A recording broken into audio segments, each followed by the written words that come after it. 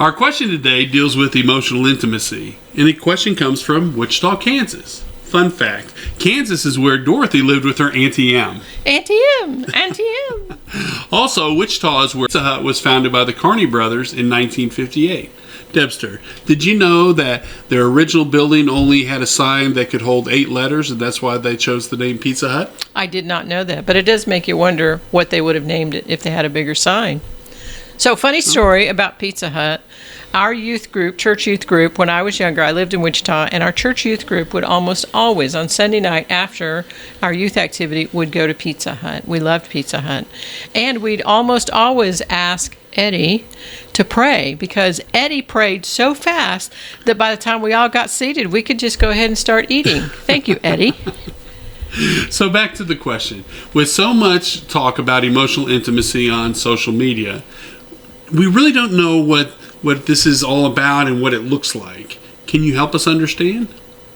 You know, some might assume that emotional intimacy is always connected to sexual intimacy, but that would be wrong. Mm-hmm. While it is an enhancer to connect sexually, it is really a standalone ingredient needed for growing a good marriage, and emotional intimacy is only one of the 3 areas of intimacy: spiritual, sexual, and emotional, and it is critical to the deepening and lengthening of any marriage.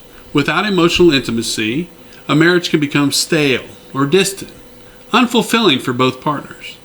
And on the other hand, emotional intimacy can create some positive energy between the 2 individuals, deepening the connection between them and encouraging each other to become their best selves. Yes.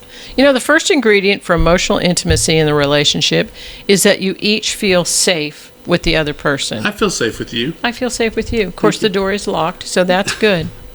Not just the physical sense, but in the sense that we feel safe to share our fears, our dreams, our hopes, the struggles that we have, and our emotions. Because when you feel emotionally safe, you have the freedom to share deep feelings, and that provides a space to share even potentially unpleasant or painful things.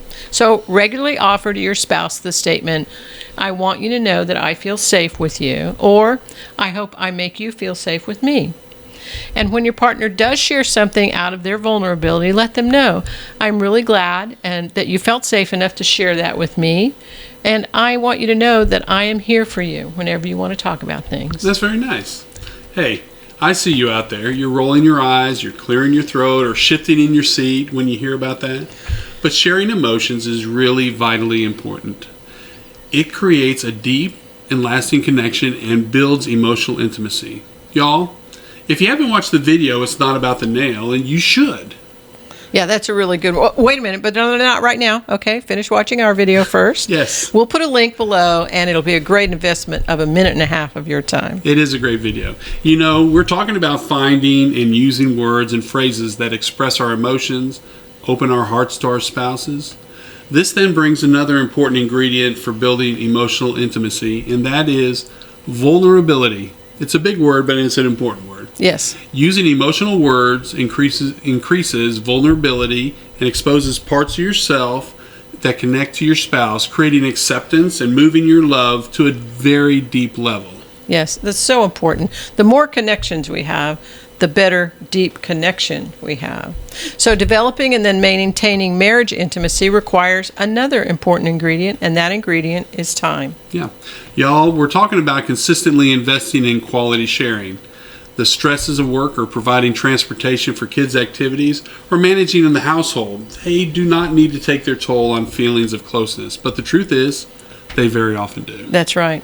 And that means it's really important to take time for each other. Plan a date night or a weekend getaway. A date night doesn't have to be expensive. No.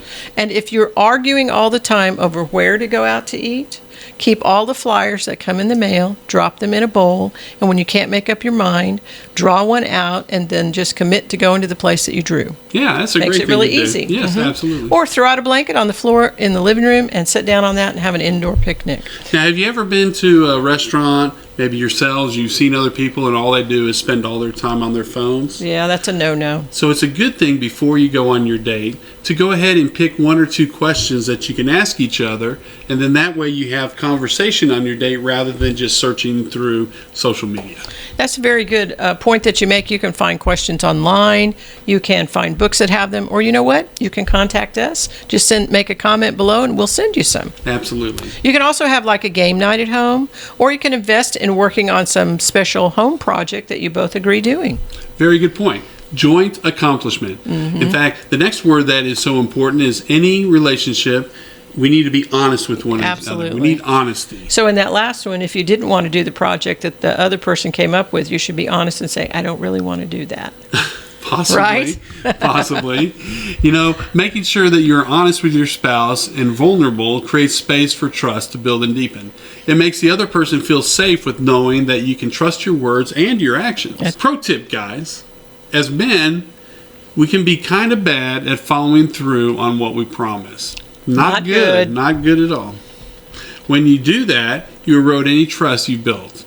And ladies, make it a point to not lie when your guys ask you, "Are you all right? Is everything goes okay? I'm fine. What do you do? Well, it's okay. I'm okay, but it's just that." Yeah, exactly. Just be honest. Operate from a place of honesty. That's right. And the last word that we want to offer you is forgiveness. It may be the last word, but it may be one of the most important ingredients. Absolutely. Purpose to find and work at building a belief that though your spouse may have hurt you, they were not trying to hurt you on purpose. It's just so much easier to find a place of forgiveness for a relationship offense when you start from that belief system. Very true. You want to come back to watch our video section on forgiveness in our video Same Argument Part 2. We're going to put a link to it right here for you. Remember, we're Debster and Greg on marriage, and there's hope for your marriage. That's right. And when you have a better marriage, your kids will have a better life.